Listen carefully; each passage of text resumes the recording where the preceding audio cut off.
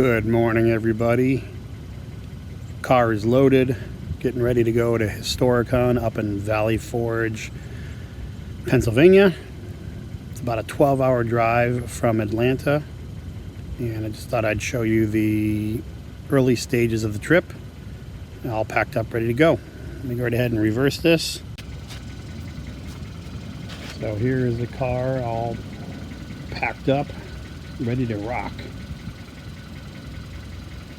There is 7-8 bins in there, plus a few extra items.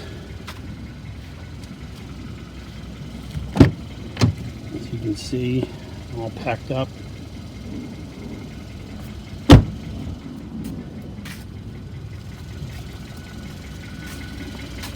An idea what the front seat looks like. It's pretty packed. It's going to be a long drive. Barely had room for my personal effects. But it should be a fun weekend. I'm going to be in the flea market all weekend, selling the extra stuff that I've had for a few years. And there is the exit point on the way out. Wish me luck. We'll do some updates on the road. Hey everybody, it is almost 8 p.m. Been on the road for about 11 hours. Still got about 4 hours left to go. That's just the way it goes with a long trip like this. Stop a few times for gas, get out, stretch, all that kind of thing. But I'm in Northern Virginia at the moment, at a Love's gas station, just filling up, getting a snack, and then back on the road. So just thought I'd give you a little update. Things are going okay, although it's pouring rain out. That doesn't make it very fun, but hey, comes the brakes. We'll get there eventually. So update as we go on. See ya. Well, 15 hours, and we are finally here in Melbourne, Pennsylvania at a extended stay America. So we got a little apartment style room, which I'll go right ahead and show you now. Okay, so here's the room. Get a little kitchenette, not bad. You know, if I was staying a week or so, it'd be cook some dinners and stuff, but I'll take advantage of the refrigerator. Here's going to be my little work area for the weekend, which I'll explain here in a moment. And then, you know, your typical TV, bed, and another desk. Maybe that could be my work area, which basically I will explain now. So what I've been doing in these two little wonderful boxes here, and no, they're not Italians, is I was preparing to paint an entire, well, I wouldn't say entire, as many Soviet tanks and vehicles that I could get assembled and primed on this trip. So we have a mix of T-72s, T-80s, T-64s, I think there might be some T-55s in there, but a whole bunch of main battle tanks. And then in this bin, we have a whole bunch of BMP-3s, Gaskins, or, you know, anti-air, anti-tank, or BTR vehicles, whatever you want to make of them. I brought a bunch of tops for them. A bunch of artillery, anti-air, more artillery, anti-tank vehicles, and another main battle tank.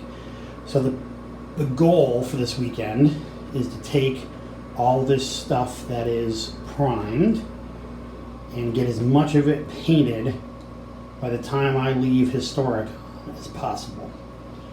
So I'm going to go right ahead and record those exploits and see what I can do. And then obviously this is only going to be done in the evenings because I'll be at Historicon selling in the flea market, Wally's Basement, all day Friday and all day Saturday. So let the games begin. Okay, a few minutes later, we're pretty much all unpacked, and I set up my paint station. This is a nice little handy dandy paint station that gives great light.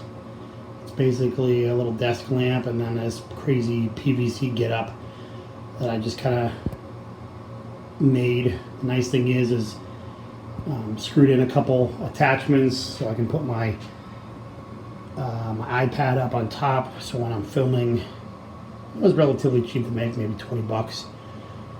An LED light. So there's probably a few things I'd like to add to it, just to keep the trend going, but I didn't glue the PVC together. It's easy to take apart. I just threw it in a gym bag and brought it with me. So here's my all setup.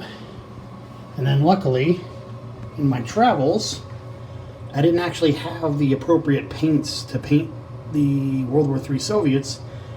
And in my travels, I stopped by a store and they happened to have an older Soviet paint set, but it'll work for base coating. And then tomorrow at the show, you know, I'll pick up the colors that I need.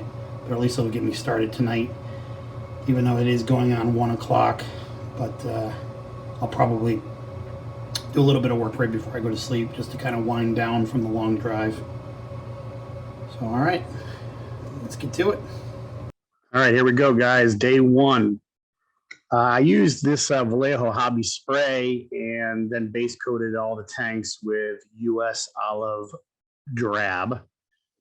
And then once that was all dry, I ended up going with a khaki. So what you're seeing here in the video is me already past the spray stage and the base coat stage. And essentially I use the olive drab or as close to the color that I want for the tank. I kind of use it as a watered down base. And that ends up filling in all the cracks and crevices, hides the spray paint itself. It also gives me a standard color to work off of, just in case of touch-ups, chips, whatever the case may be. I know there's a lot of spray primers out there, like Army Painter, for example, that will match their paints. So that's wonderful. The only thing that makes it difficult, particularly with these quote unquote modern day tanks, is the spray colors just really don't exist in the hobby marketplace. So I ended up using a World War II color and went from there. And I will say this, those Vallejo sprays are amazing. They went on really, really well, and they dried in minutes. I sprayed on a somewhat cool, damp evening. I did spray at night. Actually, it was the night before I left to go to Historicon, and they dried incredibly fast. I ended up storing them on that like kind of bubbly storage felt that you put in like drawers or whatever. And unfortunately, some of that stuck to the tracks, but you know, I had to clean that up when I got to the hotel. But either way, that I was really impressed with that Vallejo spray. First time I ever used it. So I'll continue to give those a go. So as you can see, I'm just giving all the vehicles a heavy dry brush, or a moderately heavy dry brush of khaki. And that's gonna bring out all the details on the tank. It's gonna brighten up the color slightly, which we will end up toning down once we give it a wash. But this is my way of highlighting 15mm vehicles. I don't line highlight. I don't panel highlight. I don't really do any of that stuff. Most of my World War III painting, or even Flames of War for that matter, you know, I just want to get this stuff on the tabletop looking good. I don't want it to be a massive project. So this is night one. I know I just said earlier that I was going to try to get some painting done when I got to the hotel around 1 o'clock in the morning. I didn't. I went right to bed. I was exhausted and got up. I had to get up early and get over to the Historicon show to set up the cell, and I was even a little bit late, but we made it work. Got there, had a day of selling, went back to the hotel, Ended up base coating everything with that olive drab. And luckily there's enough vehicles where once I got back to the first vehicle, it was dry enough where I could start this process. And I know this is kind of boring and tedious to look at, but I'm essentially, I wanted to kind of show you one of every vehicle type that is going to be in this force, just to kind of show you the what the dry brush is picking up and how it's picking it up. And that includes the turrets and any of the extra pieces, in this case, mostly just turrets. So you can see it all essentially dry brushed. With the dry brushing, you can see I'm using a big flat brush, and I've been using this dry brush for years. So it's a little beat up, which actually makes it a better dry brush. The only thing you have to be careful of is making sure that there's no gobs of paint on any of the little bristles that kind of stick out or whatever. A lot of people use makeup brushes, which are fantastic for dry brushing. But this is my tried and true factory tested dry brush. So I pretty much use this for all my big dry brushing. And then once we complete this step, we're essentially going to give everything a big wash.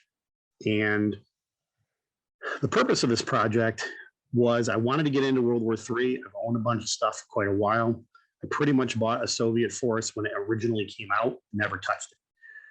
So I picked up some new things, obviously the new starter set and an army box and some boxes of vehicles here and there. And the new plastics are really just amazing to work with. These are all Battlefront miniature products. So I'm pretty faithful to them, considering it's their game system. So, and what I really wanted to do is I wanted to kind of have a universalized Warsaw Pact / Soviet force that I could field and maybe try out different lists. I know the Warsaw Pact book has been out before. It's going to be coming out again. So I wanted to have something that I could kind of use for anything. And what I basically did is I looked at the Soviet book and I did a little bit of, for lack of a better term, we'll call it research on what vehicles were either in the previous Warsaw Pact book or what I think is going to be out in the new book, or, just best guess, essentially. So out of the things that I owned, I grabbed those items and kind of made up a mock list out of the Soviet book, which is roughly about 75 points, and went to work. So one of the things you won't see in this video are the things like the BMP-3s or the T-80s. The Soviets were very selfish and were reluctant to give their super modern stuff to their allies. So even though I brought those with me, you won't see those. The mainstay of this force is going to be the T-72s. So there's, I believe, 14 of those, and I have some AA wheeled vehicles, some anti-tank ones, some artillery, and some scout reconnaissance vehicles. And you might have just seen a second ago, got a little heavy-handed with the dry brush on the side of the vehicle, and a lot of times when you first apply it, it's either dusty enough or wet enough where you can pretty much wipe it right off. So don't be afraid if you do make a mistake. You can always clean it up. You can even go back in with the base color and clean it up as well, and then re-dry brush that area if you need to. So, that's pretty much it. I mean, the dry brushing stage is tedious. It's time consuming, particularly when you're doing an entire force. But the nice thing is knocking it all out in this kind of factory assembly line process really does speed up your work. And you see there, I'm just ran out of paint, so I got to load back up. But when you're trying to get an army done like this in a relatively quick amount of time, and it's nice because with Soviets, you can do a very generic color scheme like this. And there's not a lot of extra colors on these vehicles. You know, you got tires or tracks, a machine gun here or there. And you'll see by the end of this video, this was a incredibly small palette of colors. So it was a nice project to kind of dip my toes into and get something cranked out and get it, get it ready to be on the table. And yeah, I still got to add a few things here or there. I have actually 12 Hind helicopters that are fully assembled and primed. I just need to add the camouflage and start working on those. And I'll do a separate video probably on painting helicopters since it's a different color scheme. And then I have all the infantry to go along with those. Eventually, I want to do an Afghanistan helicopter attack helicopter force. That's my main goal. Is I want to get one of those on the table. So it's nice because a lot of these items in this army are support choices that you can use pretty much for any force. So that's good. And you can see I'm just kind of working my way through all the different vehicles. Now, what you're not seeing is when I was working on this project, I did all the same vehicle at once. So I did, all the four-wheeled vehicles for the AAs, anti-tank and reconnaissance, since they're all the same body.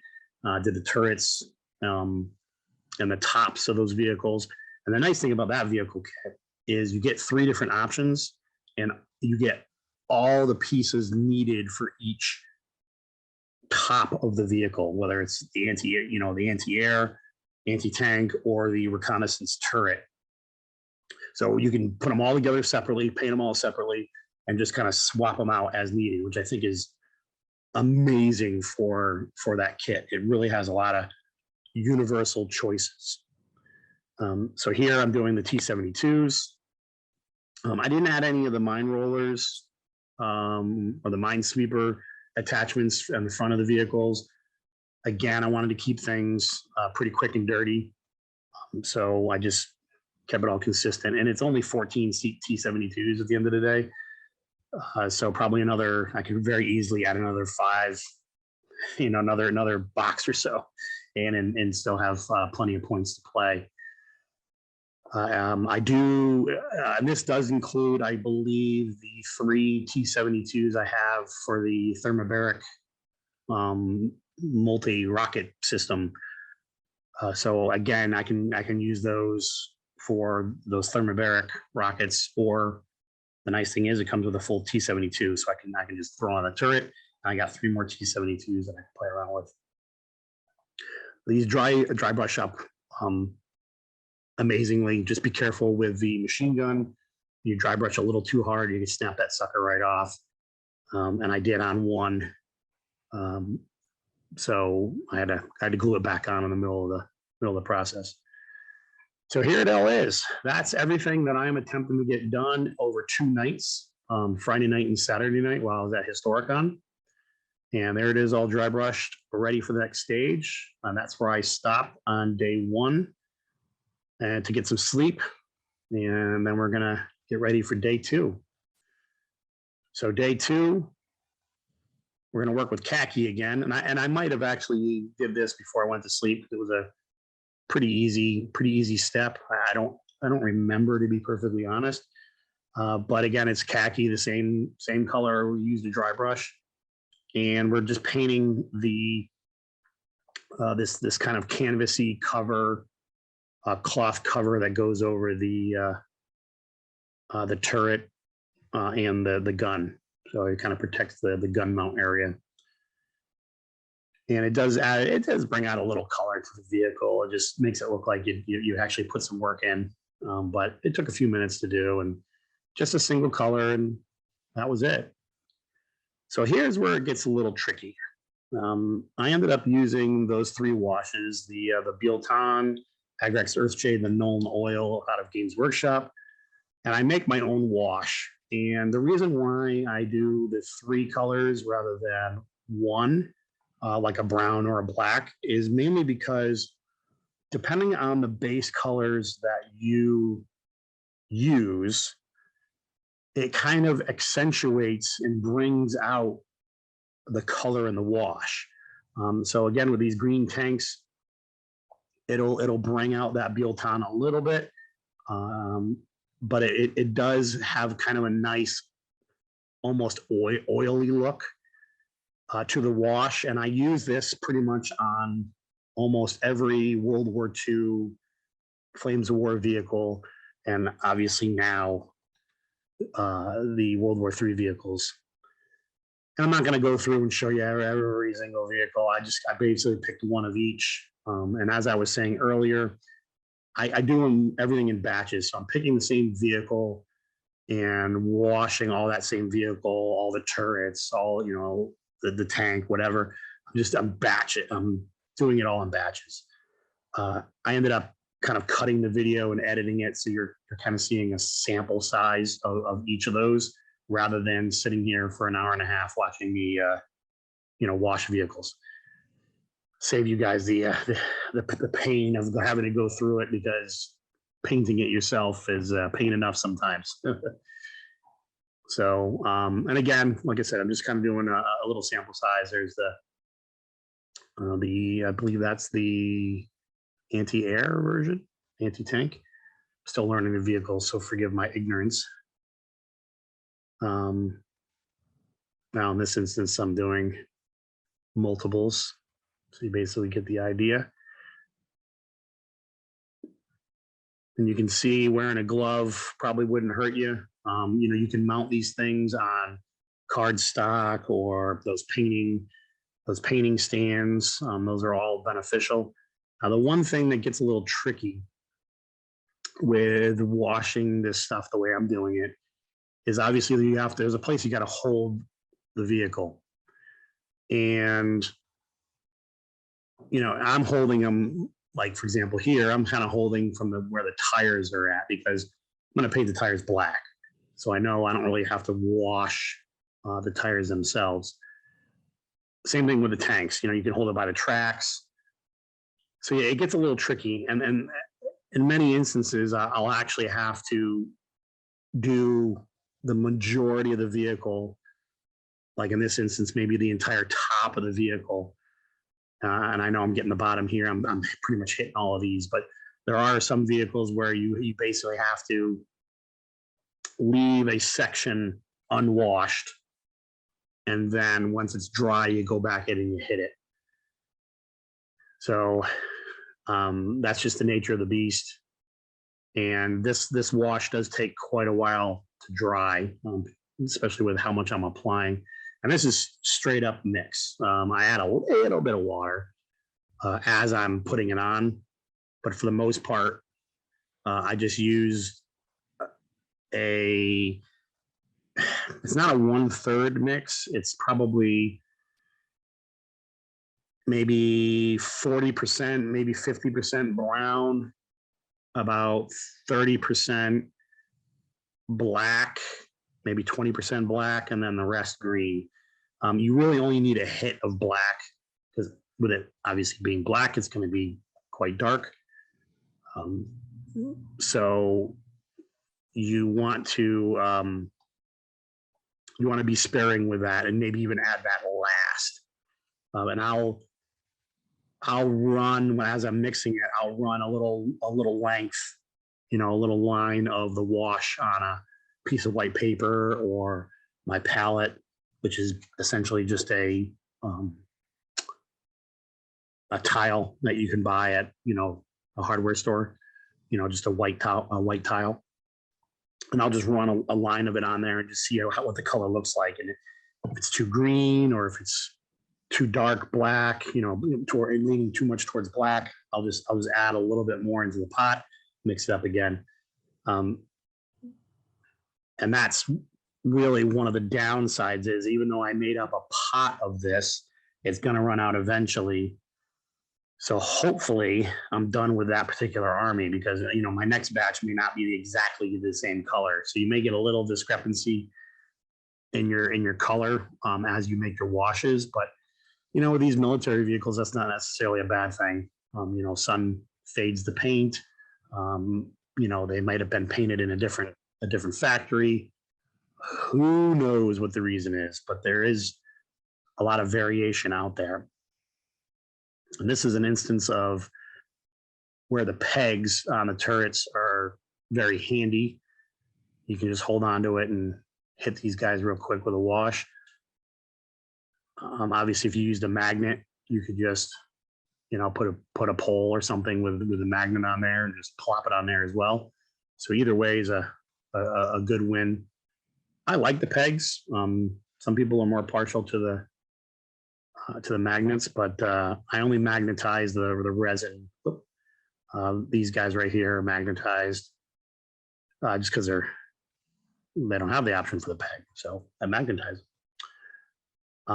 As you are washing these, you can kind of sop up any of the pooled wash if you put it on too heavy. You can always just kind of water your brush out and just kind of dab, or just use a paper towel and just kind of sop up the extra wash.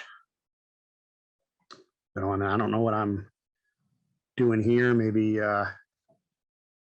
a bathroom break. Who knows? But I was getting ready to jump onto the T-72s. I think I only do maybe one or two of these in the video as an example, just to give you an idea of what they look like washed. That's a pretty bad camera angle. Sometimes I lose track of where the camera is while I'm working on these projects. Guess that's the difference between a good YouTube contributor and not is knowing where your camera is. And that's why that big circle in the middle of the screen is there. But obviously I wasn't paying much attention. So live and learn. Hey, look at that. We're back. So in the track areas and the road wheel areas, I want to get in there and get the washes, but keep in mind the road wheels or tracks, that's all going to be painted a black, or if you want to do rusty tracks or whatever. I do mine very simple because I weather them afterwards, so I paint everything black. I know in a lot of the Flames of War books they recommend I think it's like black gray or something, which is a nice color. Not quite as stark as black. It has kind of a nice faded look. So this is where washing can get tricky with these turrets. You got to figure out where you want to hold it, and a lot of times on the end like this is a good area, because I always put a little black at the end of the barrel, just to make it look like it's it's been fired, and the soot and dirt and stuff kind of collects at the end of the barrel. And here's another washed T-72. And one thing I do like about these Soviet vehicles, unlike the ones, is they really don't have all the accoutrements on top of the vehicle. The axes, the shovels, the bars, the picks, you name it. Really, there's nothing on there. So you could kind of go shame on you, Battlefront, for not adding that stuff, and maybe the Soviets didn't add it. I don't know enough about where they stowed all that equipment, and maybe they didn't get that equipment. But it does make for nice painting and quick painting. One of the projects that's coming up is I'm going to be painting a West German force, and those Leopards have construction crews worth of equipment. So now that the wash is done, we're going to go in and do road wheels, tracks, ends of the gun barrels, and also the machine guns on the T-72s, as well as the main gun on the The BRDMs, I believe is what they are, the reconnaissance vehicles. And I just, grab black, water it down a little bit so it flows smoothly. And then I just kind of get to work. So, and a lot of this is just tedious monotony. And I will, there's certain things that every painter hates to do. And for tanks, I hate painting tracks. Hate it, hate it, hate it. And non-mechanized worlds, I hate painting horses. So those are the two things, those are my two bugaboos. And but boy, I tell you what, it really does bring the vehicle to life when you actually get the tracks done, and in this case the road wheels. It just really helps kind of elevate the look of the vehicle.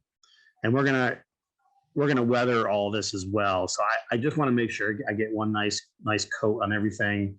There's no kind of green shining through the lower recesses of either the track or the wheels. And that's pretty much it, and I'll put these guys upside down to dry. And one of the things I saw on these anti-air turrets, I'm assuming that's a window. Again, I don't know a lot about these more modern day vehicles, and I just saw Battlefront painted that area black, so I did too. I don't know if they're hatches or a window, but. And then here's the main gun for the reconnaissance vehicle, so that's going to eventually be metal. So I want to base it black because it's just easier to get it to a metal finish. I don't know why I keep dropping that thing. And again, here's me just painting the end of the barrel. You can drill them out if you want. I just, it's time consuming. And again, I'm trying to get this done essentially over the 2 nights that I had while I was at Historicon. So Friday night and Saturday night were the 2 evenings that I had to get this project essentially done. And I didn't get back to the hotel room on Friday night. I think I got back around 6:30 and worked for about 5 or 6 hours. And then Saturday night, I went out to dinner with a friend and his family who live in the area, and didn't get back to the room till probably about 8 o'clock. And then worked for about 5 or 6 hours. So I say about 12 hours. It's probably a little bit less than that paint time. And then you got to add in, there's probably a fistful of hours. I'd say about 4 to 6 hours of, cleaning and assembling what I painted. So all in all, this was you could argue and say it was a 24-hour or less project to get about 75 points painted. And one of the kind of comical things that I do, because I, have a day job and I have a family, and we have a 3-year-old daughter, and I know there's people out there that have several kids and all that, but I like to spend as much time with my daughter as I can. So I typically don't work on my videos or Army projects like this, or my miniature company, which WatchfulI Studio has its own miniature range. So I typically don't work on that stuff until after the kiddo goes to bed. And with our lifestyle right now, we recently moved. So our daughter has a very odd sleeping schedule. So oftentimes I'm going to bed with her. So I don't get a ton of time during my home life to work on stuff. So where am I going with all this? Well, I usually assemble my stuff in the car at work. So I'll go to lunch break and I will go get in my car and put together 4 or 5 tanks over a lunch break. And that's really my hobby time. Obviously, I can't paint. That's a little more difficult to try to sit and paint in the front seat of your car. But I do get a lot of things assembled during my lunch breaks. So when there's a will, there's a way. And as you can see here, we just did the tracks on the self-propelled artillery. Now, essentially, we're doing the same thing on the T-72. And again, you just want to get good coverage. You know, you want to cover all the tracks in black, the road wheels in black, and make sure that any of that green spray or green color isn't coming through on the tracks themselves. And I'll go in and I'll hit the road wheels, and I do it very quick. And the reason why I'm not overly concerned about where the black goes is mainly because it's going to be weathered when it's done. And you can see here and there, I kind of use my hand just to kind of wipe some black up. And I don't really want to get the black like inside where the rims are. I just want to kind of get them on the outside. And that's a little trick I do too, is I'll just kind of hit all the road wheels, and then I just wipe my hand across, because there's like a little lip around the rim, and it's going to get covered with weathering anyways. But it's just kind of a feel-good moment knowing, you know, that it looks halfway decent before it's weathered. And again, I'm holding the vehicle at the top.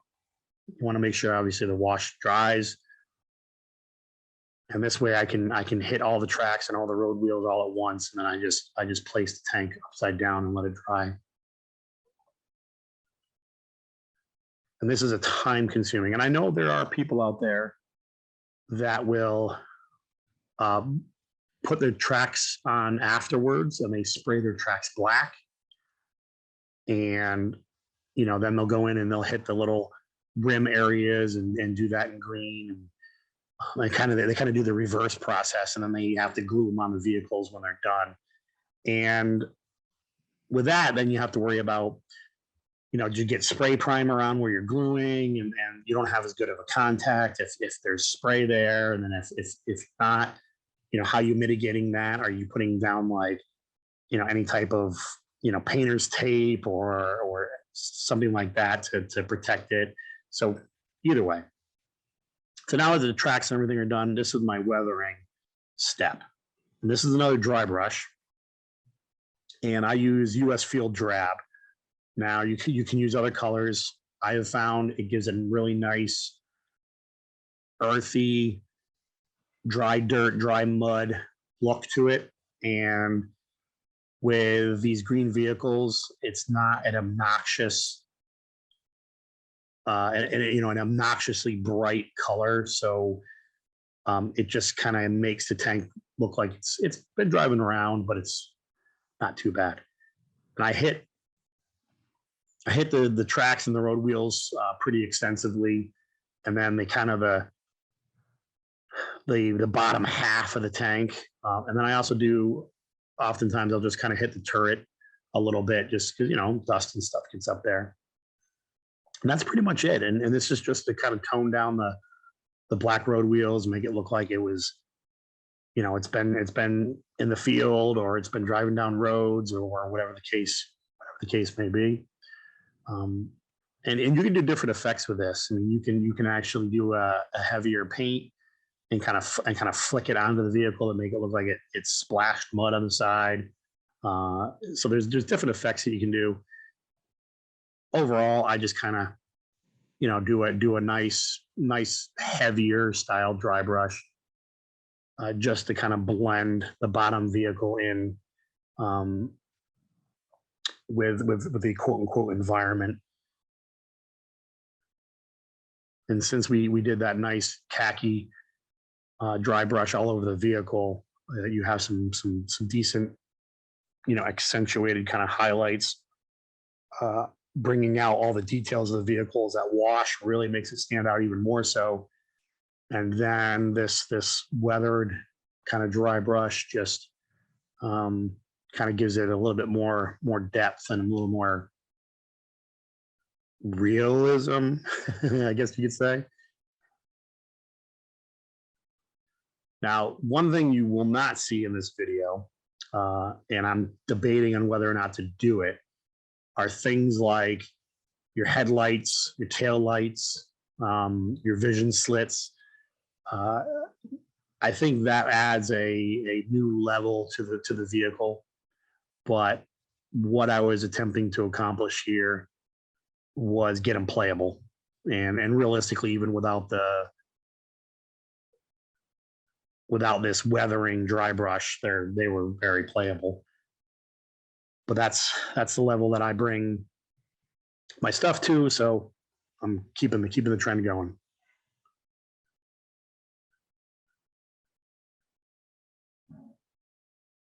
So there's kind of basically 2 steps left, and this is oily steel. It's another Vallejo color, and I'm just kind of quickly, and I know the camera's sped up, but this is just a real quick kind of taking the color and kind of just running over the black, and if there's a little bit of black showing, it's okay. It's not a big deal. It's just gives you the general idea. They're going to get a wash anyways, but this is just kind of a very quick step of making gunmetal look like gunmetal. And there's not a lot on these vehicles. I mean, the machine guns on the T-72s and the turrets for their reconnaissance vehicles, that's pretty much it. And I only did a few T-72s just to show you the idea, but we will then give these a black wash when we're done. And it's a pretty simple step. The most important thing is, especially with Vallejo metals, is I always add in a medium just to make them flow a little bit better, because Vallejo metals can get pretty chunky, particularly over time. So I always add in a little bit of medium and just a touch of water, and you can see it does flow on the area much better. And I guess I did more than a couple T-72s, but just in case for you folks at home, you don't understand the concept of putting metal on black. And one more, just in case you got up and got something to drink.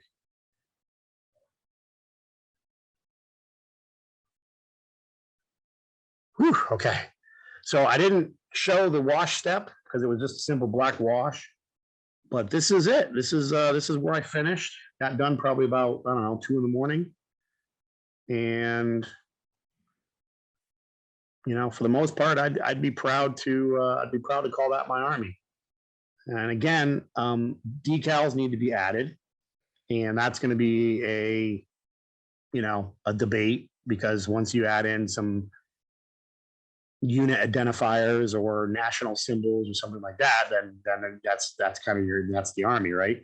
And I did pick up a blister of Czechoslovakian decals. So maybe I'll do a Czech force. I don't know. We'll see when the book comes out.